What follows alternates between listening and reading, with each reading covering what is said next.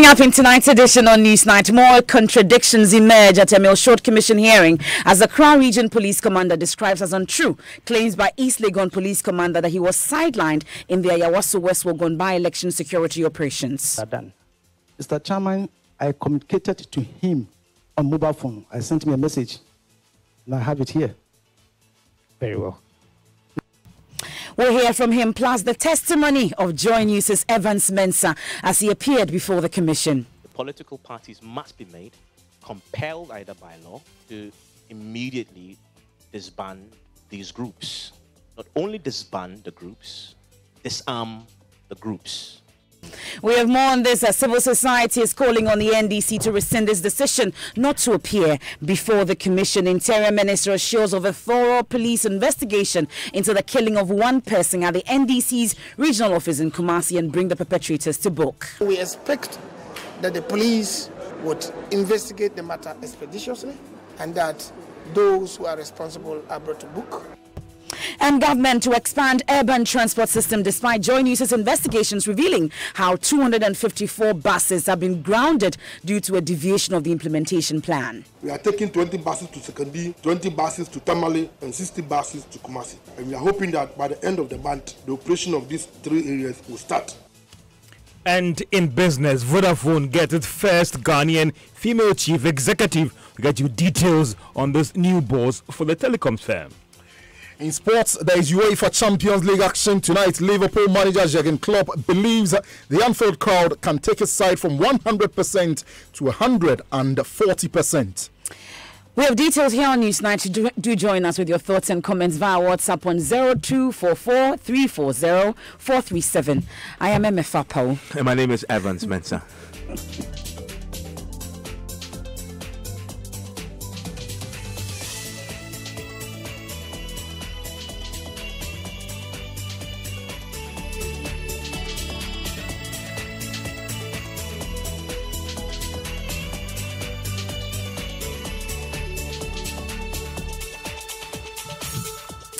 We start with the Emil Short Commission, and at this point, Evans Mensah has recused himself from it. Because today, the Accra Region Police Commander, DCOP Patrick Edusei Sapong, dismissed accusations that a district commander in whose jurisdiction the by-election was held was sidelining security plans and operations.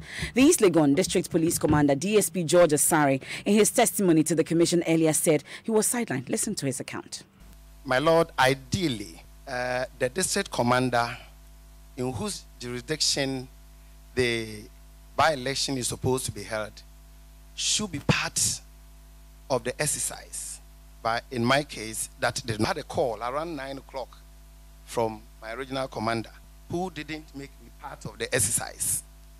That he has heard that some shootings are going on around Bawaleshi, closer to the NDC parliamentary candidates' house.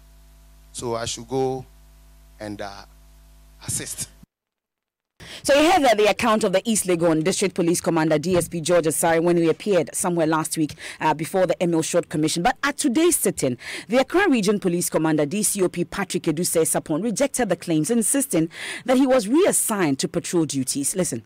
Mr. Chairman, I communicated to him on mobile phone. I sent him a message, and I have it here. Now, let the record capture this. That at 9:57 on the 30th day of January 2019, a WhatsApp message was sent to ASP stroke Mr. George Asare, East Legon District. And it reads, "Good evening. Report at RHQ at 0500 hours to join other officers and lead a patrol team. All district commanders are to let their drivers bring their pickups at exactly 0500 to be assigned for patrol." Now, was there a response to There this wasn't. message? There wasn't. Mr. Chairman, if I may add, there is another officer, that's the Accra Central District officer. I sent him the same message at the same time, and he responded, which I have it here. Now, Chief, will you be surprised if I tell you that the commission has been given evidence here that the East Legon commander, for instance, was sidelined, will you be surprised? Lord, I will be surprised, and therefore let me show to this commission a signal which was brought from the Airport Divisional Command, which I have it here. Can the commission keep a copy? Yes, you can take it. I will. Now, Chief, this signal of which you have given the commission a copy, what specifically is in it? Lord, it is names of personnel who was sent to the region by the Airport Division for the by-election duties. And the East Legon, commander's name is captured. He is the first on the list of East Legon personnel who were sent to the region for duties. So let's stay a while longer on DCOP Eduse Sapon's account, because he told the commission that national security and the police service ran parallel operations on that day. Not come to your notice that the national security SWAT team, we are going to have an operation nearby the polling station at the Bawalashi polling station. No, Mr. Chairman, not at all. You were not informed? Not at all, Mr. Chairman. Is that a usual practice? Mr. Chairman, because they operate on their own without reference to the regional command, we didn't know anything about them. Because if there had been information that there was a need to do an exercise, we were more prepared to have done it. But that they didn't come to the notice of the regional command that they would be in town and for whatever purpose. Even though the operation was going to take place close to a polling station, you were not informed? No, Mr. Chairman, not at all. And you don't think it would have been prudent for you to be informed about this operation? Mr. Chairman, even the exercise that they were going to do, if they have even handed it over to we, the regional command, we could have done it. But we didn't know anything about them until we heard of what has happened. So in effect, what you are saying is that there is no collaboration between national security and the regional command. And the regional command. Not at all. Is that helpful for the security of this country? I don't think so, Mr. Chairman. What about the IGP? To your knowledge, would he be aware of operations of the national security team? He may be aware, and I say so because he attends national security meetings. So I don't know if it may be discussed there. But the regional commander don't attend national security meetings. And you are saying that on the 31st of January, your men did not come to know that a national security SWAT team were engaged in an operation near one of the polling stations? Not at all, my lord, Mr. Chairman. They were not aware? They were not aware. They did not come to their notice? Not at all. So that's the Greater Accra Police Commander, DCOP Patrick Eduse Sapon. Now, the Commission also turned its attention to the media, considering the role it played in terms of coverage of the by-election on that day. The first journalist to testify before the Commission was head of Joy News' political desk, Evans Mensah. Listen to him.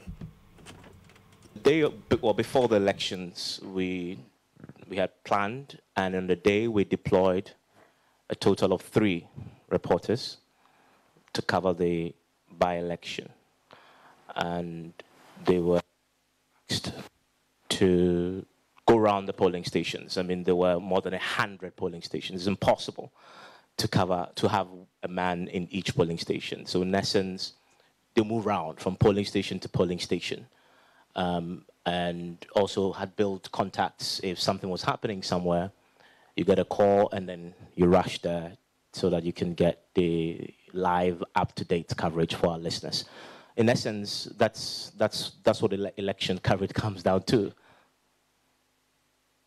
Now, there's been reports of certain incidents during the election Did your men cover any of the incidents? Yes, my lord. The incident that we are aware of is, which has become very topical because my domain is the media, is the Laba Oleshi incident. And that incident, yes, we had a man on the ground who covered it for us. Yes, my lord. Did your man file any report with regards to the incident? Yes, my lord.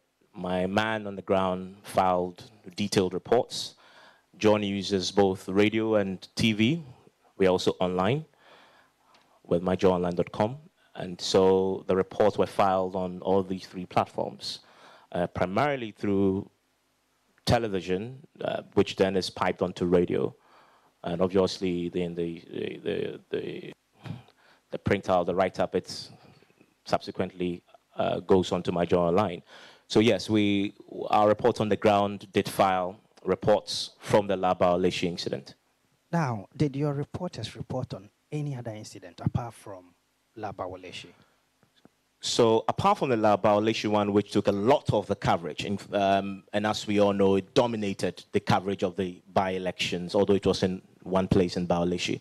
We also generally covered voter turnout, the conduct of the polls generally. We spoke to the election officers who were manning the various polling stations. We spoke to the police. We spoke to voters who had turned out to vote.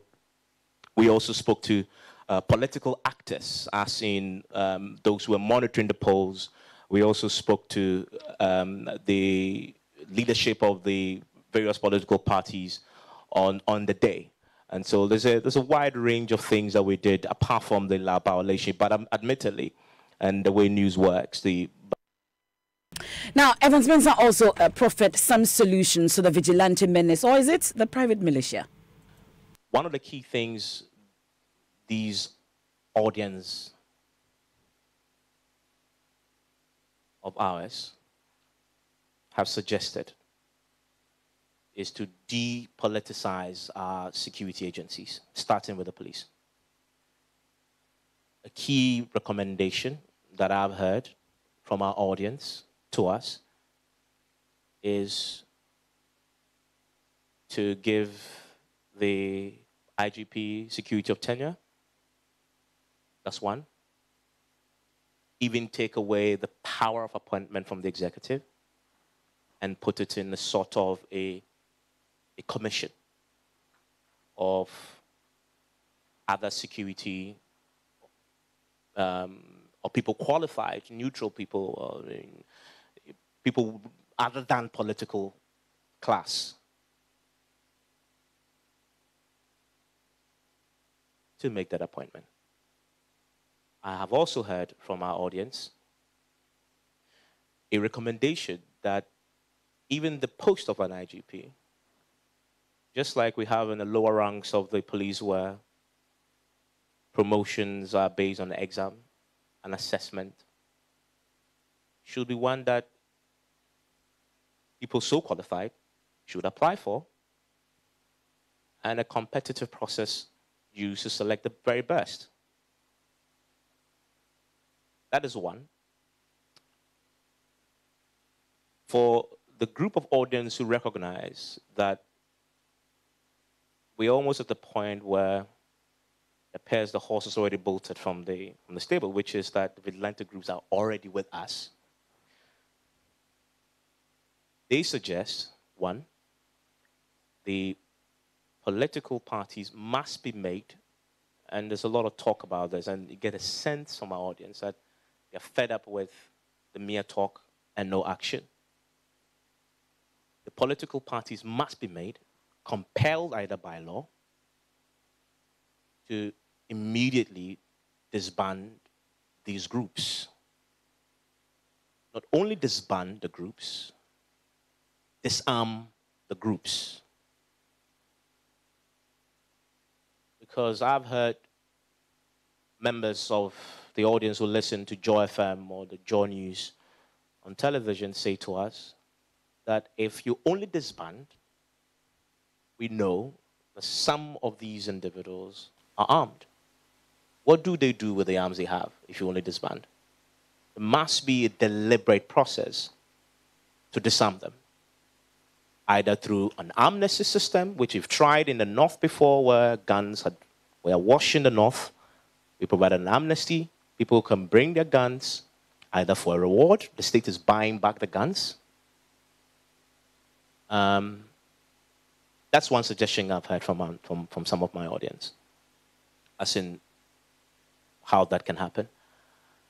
And there's another layer of suggestion I've heard, which is how do you deal with the fundamental mistrust that mainly parties in opposition have for the state institutions, because they feel the institution is politicized? There must be, another suggestion I've heard is to deliberately come up with a strategy that builds bridges between the police and the political parties on a regular basis. You can have a regular forum where they interact. They have direct access to the system, the police system, just as the incumbent party would. And if it's agreed that the man at the top is not appointed by the political class, but by a neutral system of peers or another body not political, that then could be a confidence-boosting measure.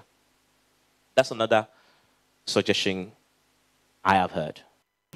So you had the head of Joy News' political desk, Evans Mensah, there when he appeared before the commission today. It looks like by sheer coincidence, also civil society groups in the country are tonight building a coalition to power pressure on the governing NPP and opposition NDC to immediately dissolve political vigilante groups. We'll get details of that statement shortly. But let's go on the phone lines now and speak to the executive director of the Media Foundation for West Africa, Mr. Suleiman Brahima. Thank you so much for your time here on Newsnight. I'm sure you watched proceedings today.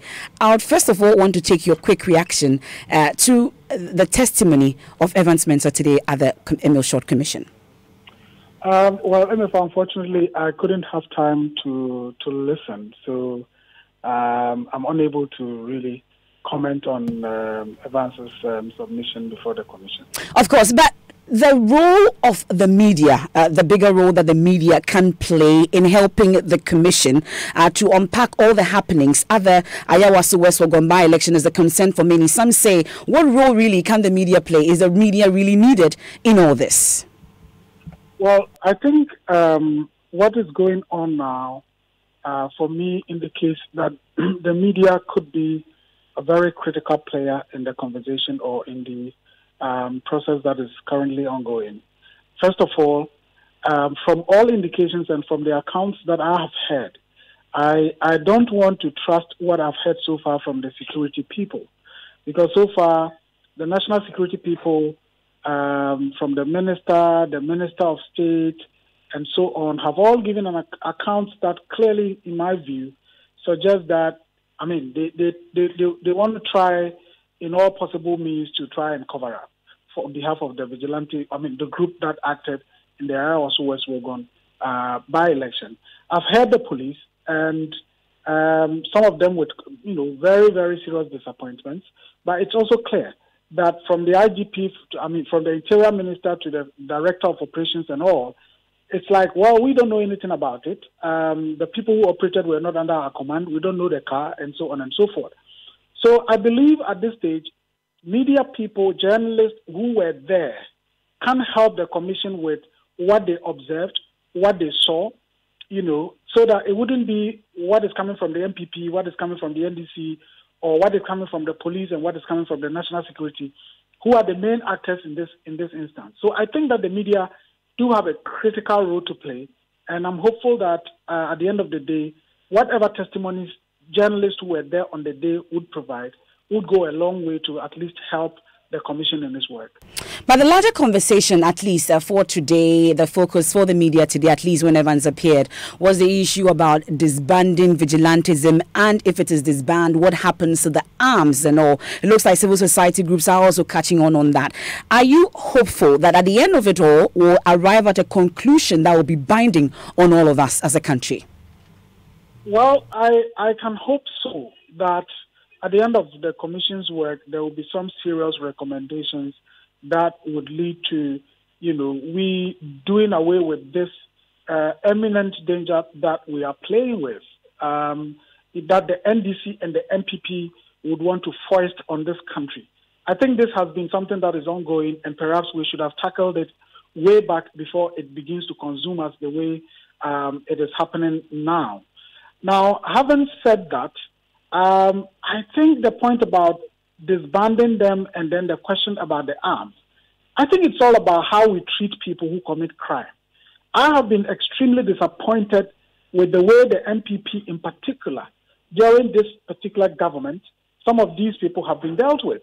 I mean, we were here people dragging regional security coordinator, manhandling him. We were here people went to court to disrupt proceedings and whisk away people.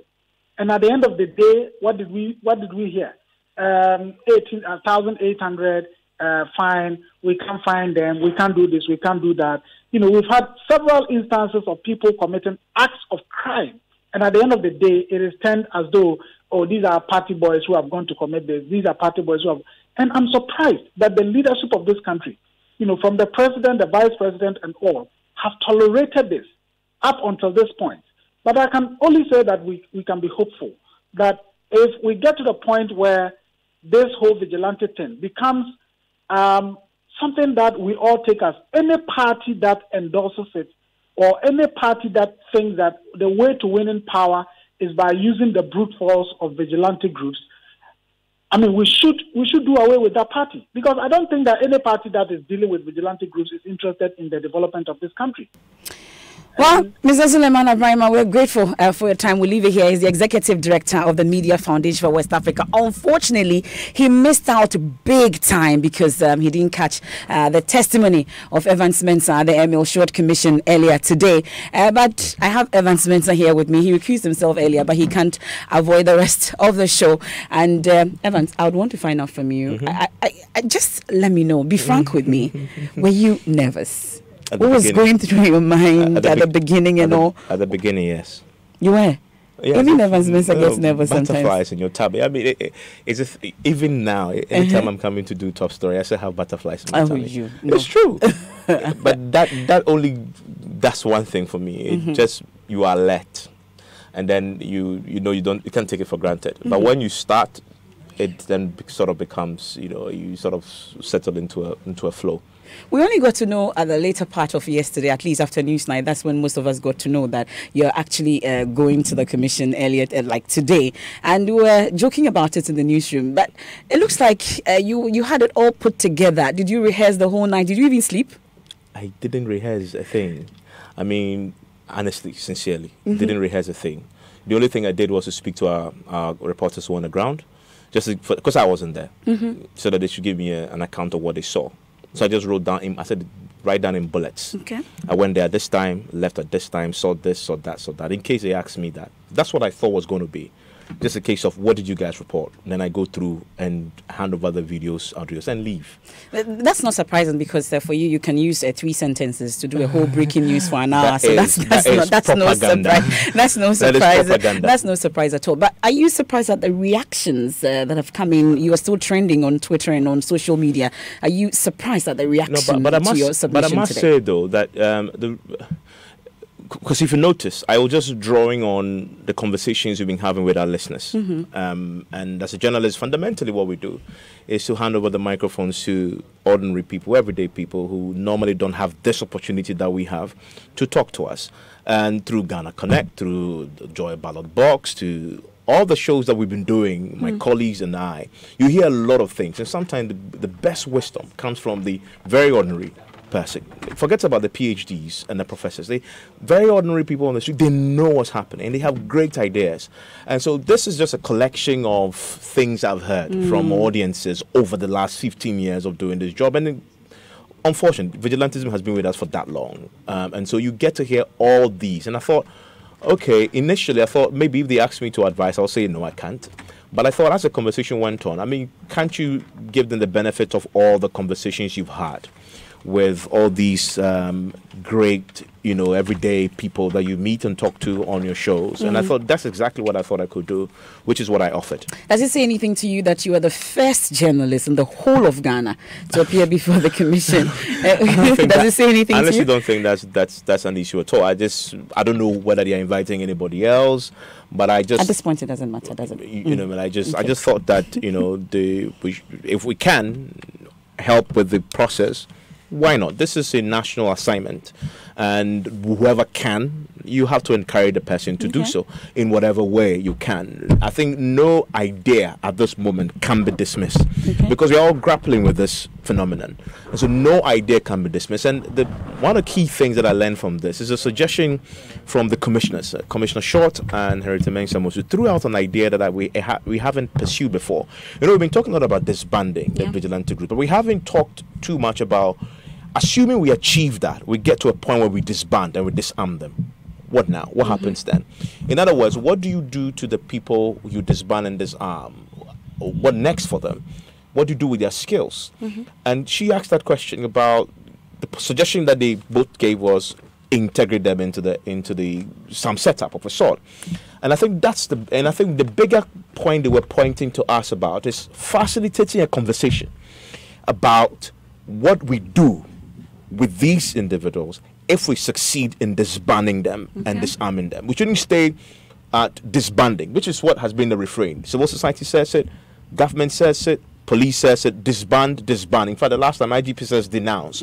So you denounce, then what? These guys still have skills. And I think the commission did a great service to the nation today by suggesting that we should consider the what next factor, and let's have a conversation. Their suggestion is that should integrate them. A suggestion has been made today: reintegrate them into sort of a system. If you disagree with that, what is your alternative? And I think that's a conversation we need to have about having a proper, holistic approach to dealing with this. And it starts a bigger conversation, I'm sure, about this issue about vigilantism and disbanding it. But I'm resisting the temptation of not making this about you, though. But we are so proud of you. That's one is not in doubt. But I'll just quickly, before we go on to some other stories, I would want to find out, at the point when the commissioners stated that they listen to you every day, they listen to you every evening, how did you feel? I guess humbled, but that's all you can feel, humbled. Yeah, we'll get to it much later. But civil society groups in the country are tonight building a coalition to power pressure on the governing NPP and opposition NDC to immediately dissolve political vigilante groups. They want the Council of State, National Peace Council, National House of Chiefs, religious leaders, and all well-meaning Ghanaians to prevail on the two major political parties to immediately discontinue the formation and operation of these illegal armed groups. In a statement, the Civic Forum Initiative also called on government to take concrete steps to ensure that the kind of violence that occurred in the Ayawaso West Wuogon constituency by-election does not spill over to future elections and indeed into the 2020 elections. Now, on to some other stories, Evans. And Interior Minister Ambrose Derry is assuring the police will expeditiously investigate the killing of one person at the NDC's regional office in Kumasi and bring the perpetrators to book. He says the incident provides an opportunity for all political parties to work together to stop political party vigilantes and police. A member of the NDC vigilante group, the Hawks, we know, shot two supporters outside the party's office, leading to the death of one person. Mr. Derry says the issue will be treated as a criminal one, and he's, however, cautioning against reprisals. In the case of Kumasi, I think that the position of Mr. President and the government has been clear. I've said this time without number, that vigilantism is illegal. Assault is assault. Stealing is stealing. Murder is murder. There's nothing else to say about it. And Mr. President has been very, very clear that crime has no political color. Yesterday, when I heard the General Secretary of NDC speaking, he was practically repeating the position that Mr. President has declared. And so we expect that the police would investigate the matter expeditiously and that those who are responsible are brought to book. But I would entreat all those who feel victimized by that action to help the police investigate, not to take the law into their hands to try to revenge, because that in itself will be another form of vigilantism. It is not a blame game. The important thing is that impunity must stop, and we must all work together to make sure we stop vigilantism. If we joke, it will engulf us.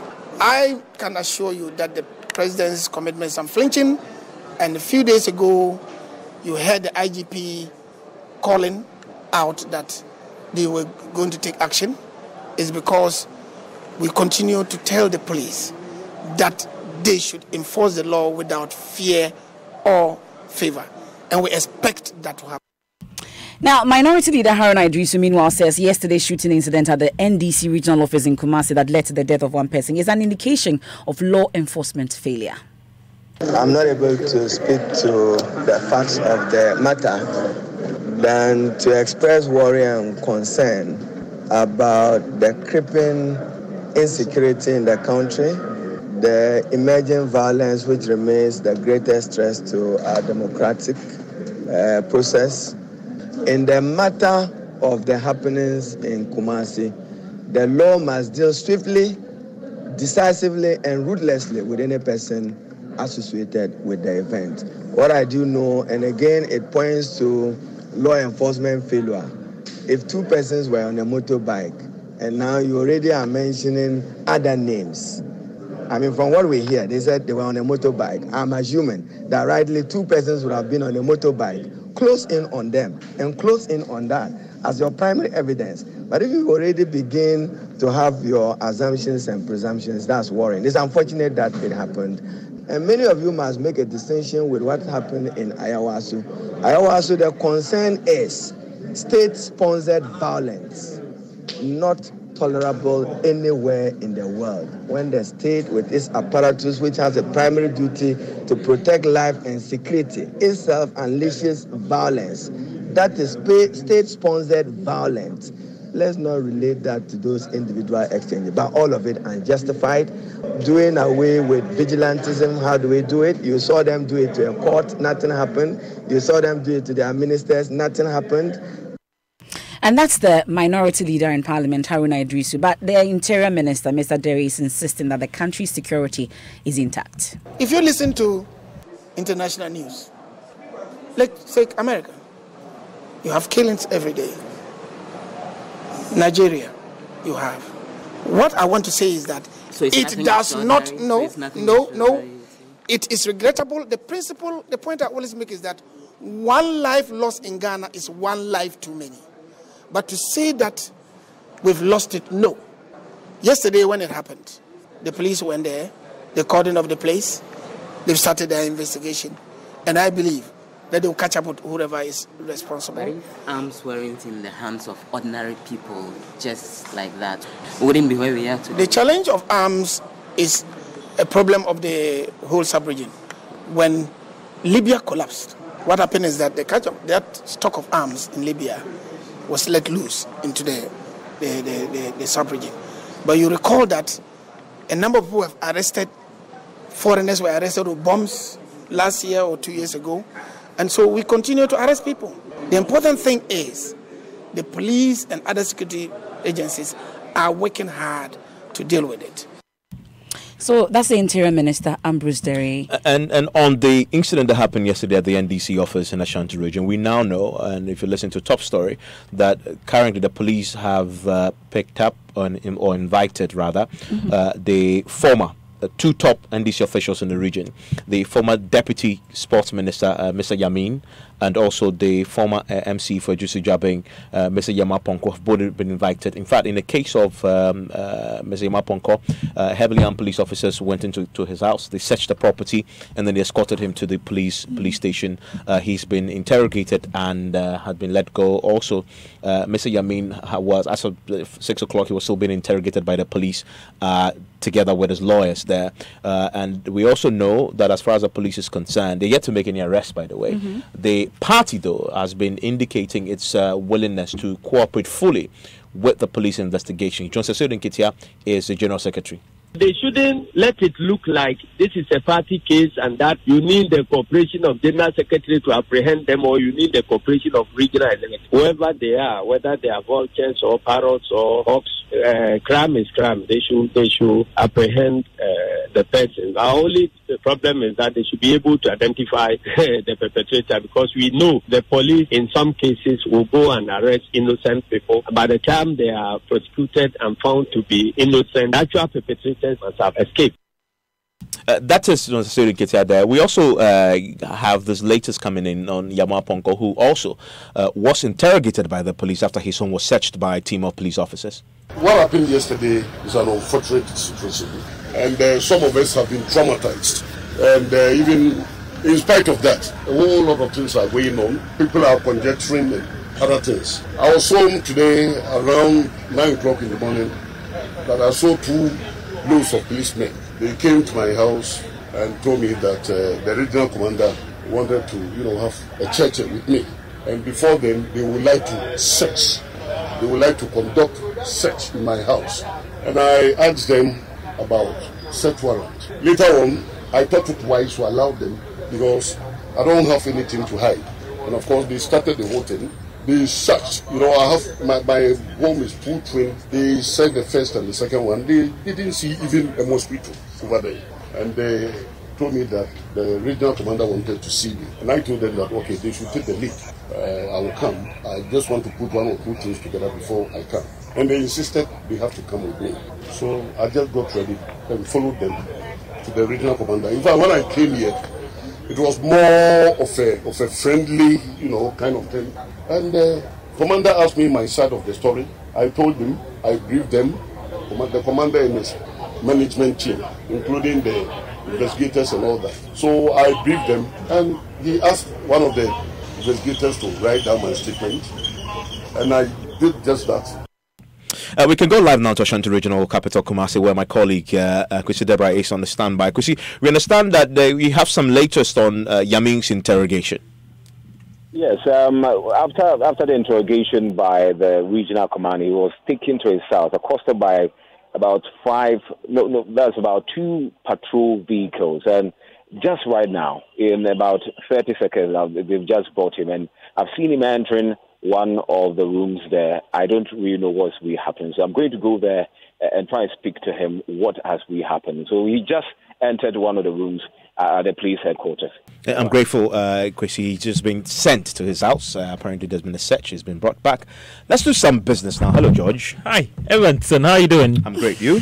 Not bad. Someone said today that he understands why Evan's head is big. It's not for anything, Manchester United. Great the way he kept his composure, very detailed and relaxed.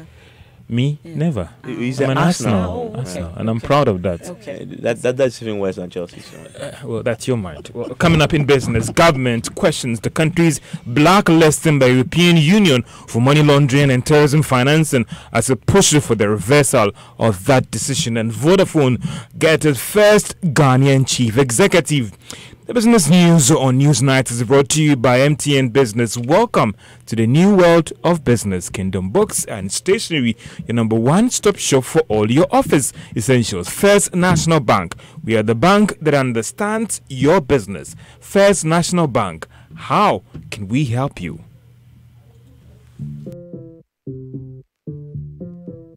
Hello and welcome to the MTN Weather Report. I'm a dry. But this year, whatever your needs are, we're there for you. Now the details of my weather report. 15,000 cities will blow from the intertropical boundaries across the country.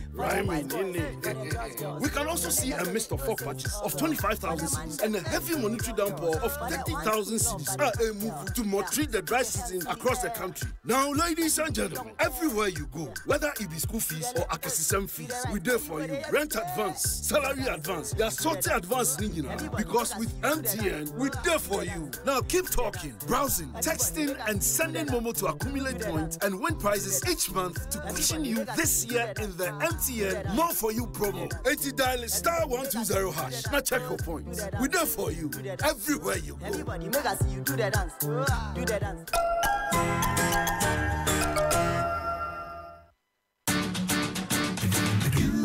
Nothing but the best, we stay above the rest. More quality, more affordability. Kingdom Books and Stationery.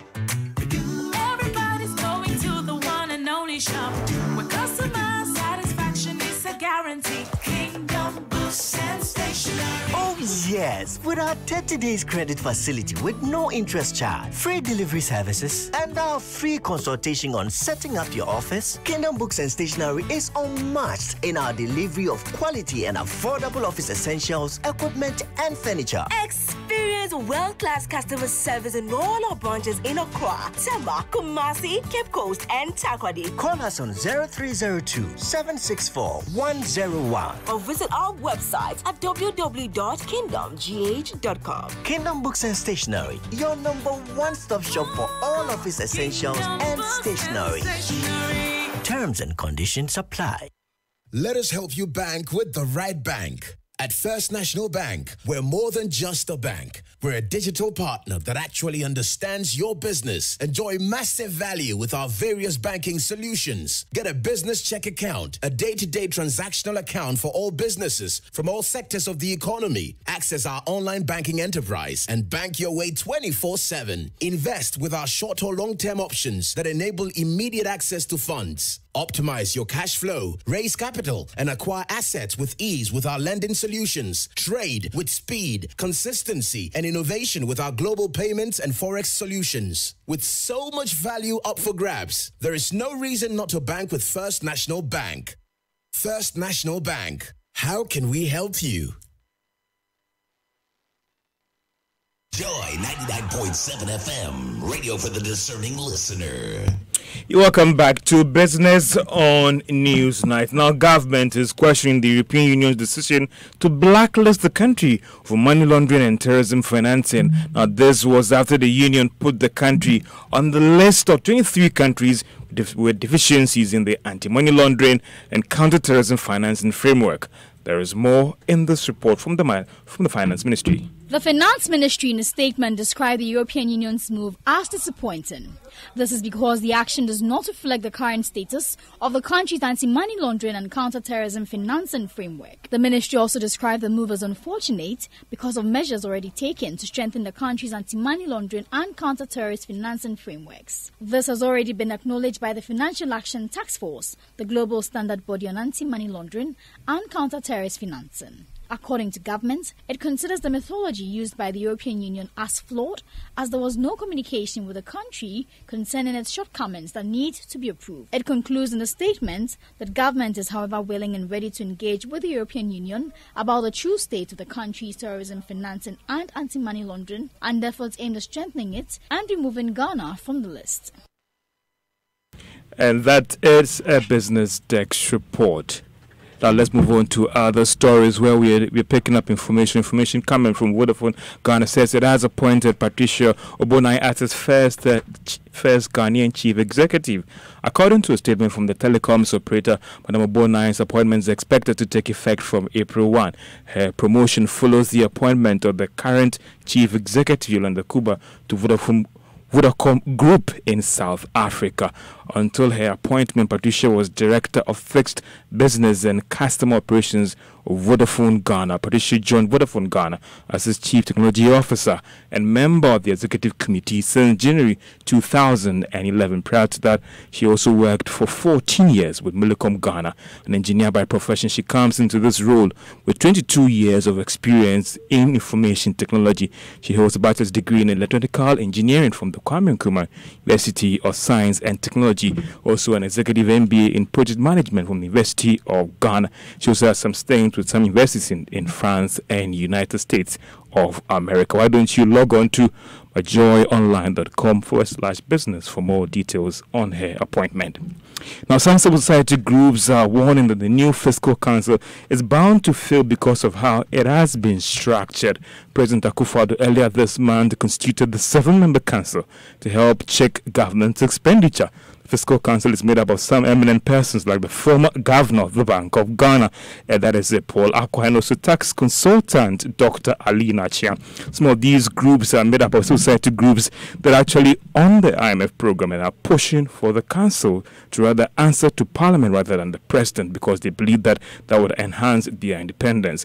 But are all these recommendations coming too late? That's the question we pose to Dr. John Kwachi. He's in economic governance, or he is a consultant for the economic governance platforms, one of the civil society groups. We felt that as a CSO, we needed to come out because we mentioned that there was not much consultation with CSOs in arriving at some of these decisions. If we had been consulted, then of course we could have provided our input, right there. Since we have every right to come out, So yeah, somehow I am a bit afraid that it may not, but we still have to come out. We still have to come out. That's why I said, to the extent possible, if they want to take our recommendations into consideration to make changes, it's up to them.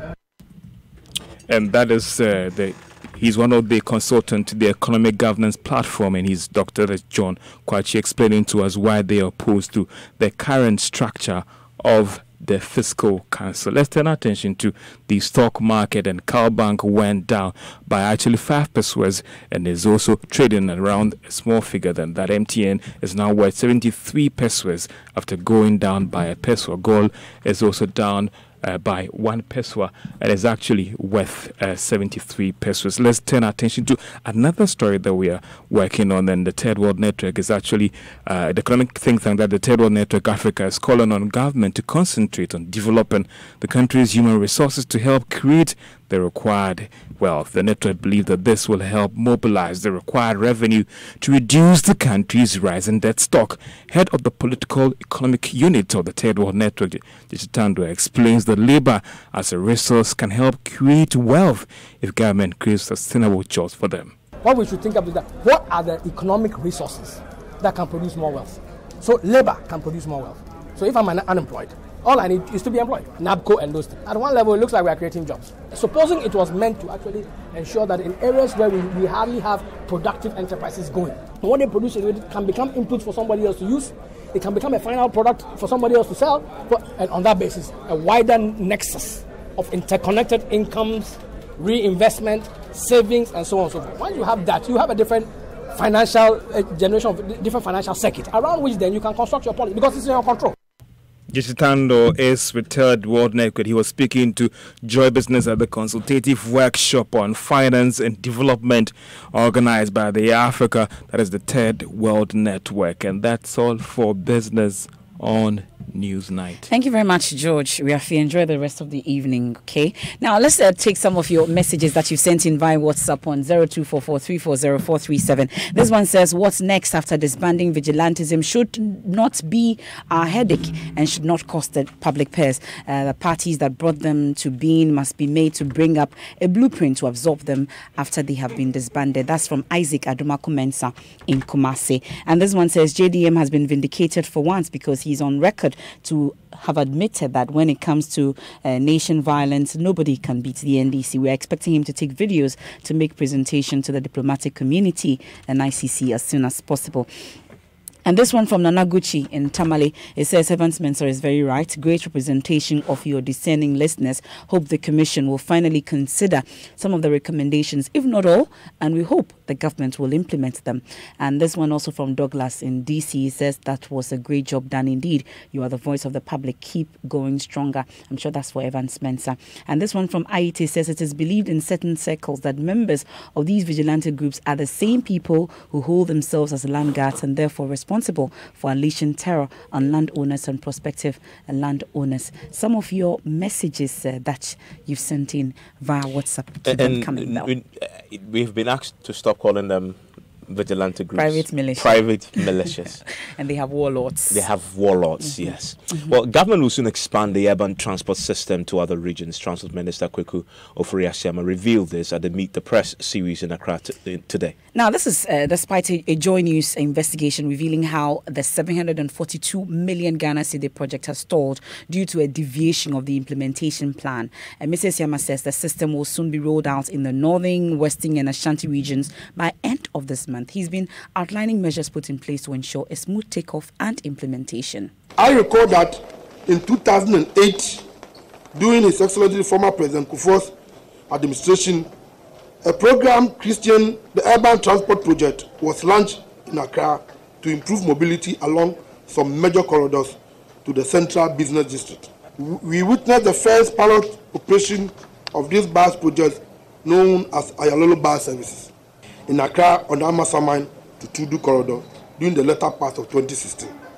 Unfortunately, the pilot program has been suspended due to financial and operational challenges. Despite cash injection of about 4.5 million, which the ministry has injected, the operation could still not sustain itself till its suspension. Meanwhile, a total of about 100 buses have been earmarked for development to metropolis of Sekondi. We are taking 20 buses to Sekondi, 20 buses to Tamale, and 60 buses to Kumasi. And I'm happy to announce to you that STMA has gone through the process. It's almost completed. Tamale Metropolitan Assembly has also done its part, and currently the drivers are being trained at the academy. And we are hoping that by the end of the month, the operation of these 3 areas will start. Let me on this occasion applaud the KMA for the wonderful job that they've done in Kumasi. It's part of the difficulties confronting us. I think that KMA has put in place a very robust system that can sustain the operation of the BRT system in Kumasi. You heard that the Transport Minister, Kweku Ofori Esiama, at the Meet the Press series earlier today. Let's do some sports now. And Hans Mensah has a very latest. Yes, Evans, of course. You beat Chelsea yesterday. So yeah, we beat Chelsea. By 2 goals to yes, and you know what happened? I mean, they came to negotiate, because they said, okay. 6-0, we beg. So he said, okay, we'll give you 2. What do you make of Sarri though? It's I watched the game again when I go home. Now I record all our games. Previously, I didn't even have time to watch, but now I record it so I can watch it again and again. Times have changed. And I noticed that in the first half, they did well. Okay. I mean, they were moving the ball quickly. They were aggressive. I think United just played a defensive game and we counted. Okay. And you notice that after the game, he said he was happy with the first half, right, and that he was confused in the second. They played confused football in the second half. But I honestly believe that it's just a matter of time before they get it right. So Sarri should stay. They need to change a few players. Because that then gives people. It's amazing how you wanted Mourinho out, but for Sarri, he has to stay and you compound the misery of Chelsea. But I watched the football they play in the second. Let's wait and see how it all goes. There is UEFA Champions League action later tonight, and the Liverpool boss Jurgen Klopp has been talking about the outstanding atmosphere he's anticipating at Anfield. Bayern Munich travel to Merseyside with 5 key players missing. However, Liverpool are not without their own issues, with Virgil van Dijk suspended for the game. They are quite a special team, to be honest. That's the truth, and will be very deserved, absolutely deserved champion of the Premier League. So I'm fine with that. But in football, it's not about being the best or something like that. It's about being perfectly prepared for the next game and to do your best. And it's not about yesterday, it's about tomorrow. It's about the moment. Elsewhere tonight, Barca will look to get a crucial away result when they face Lyon in their first leg encounter. That's your sports. Thank you very much, Hans Mensah Ando. Now, it started as a slogan, but now the Ghana Beyond Aid mantra is fully backed by research document detailing its application on how to develop Ghana using indigenous ideas and resources. Well, the President Akufo-Addo at his inauguration on January 7, 2017, declared a Ghana Beyond Aid regime to limit reliance on foreign support in its economic development. A special ministerial task force headed by the senior minister Yaw Sarfo-Marfo, after 8 months of work, presented its report to the president on how the slogan can be incorporated into the development agenda of the country. Now, more from him shortly, but Joy News is learning the document will be laid before Parliament for consideration and approval to form the bedrock for development. Now, receiving the report, President Akufo-Addo said Ghana must stand up and develop on her own. The importance of the work for me is basically twofold. One, the slogan itself. Essentially, that is what it is, the slogan, Ghana Beyond Aid. What is it that we are looking at? We're talking about finding a mobilizing tool to get our people to accept the reality that nobody is going to come from anywhere to develop Ghana for them as other than Ghanaians. And the mobilizing tool it is for us to have this awareness that we hold our own destiny in our hands. Whatever arrangements we make with people on the outside are arrangements that are meant to assist us get this fundamental objective of the development of our country. And it is very, very important in the context of what has happened in these last 20, 30, 40 years in Africa generally, which has been overtaken by the aid consciousness, that progress will not be made down that avenue. Progress will be made when we accept responsibility for our own actions and thereby conduct ourselves in a manner that will be fruitful. You heard that President Akufo-Addo as he prepares also to address the nation on Thursday. Well, Senior Minister Yao Safo-Mafo, who led the team to put this together, indicated the committee met 30 state-owned and private organizations and had inputs from some public universities on ways to actualize the slogan. According to him, the inputs contained in the document, if adopted by Parliament, will chart a new way forward in the country's development agenda. We decided to form 7-member committees to look into this whole idea of Ghana beyond aid, so that we would be very clear where we are going and where our targets are. The committee has done its work and we've put all together into a strategy document. We also decided ab initio that we'll have a charter out of this strategic document, which will be a 2-page document for easy reading, to be displayed in offices and that kind of thing. Whilst the whole document. You heard that the Senior Minister, Yao Safo-Mafo. Now, Member of Parliament for the Hohoe area, Bernice Helu, has called on her colleague MPs to attach the same importance they give to the construction of roads and other amenities in their constituencies to equipping libraries. She was speaking at the launch of the Inspire Us project that seeks to empower girls through literacy. Our libraries are dying or dead.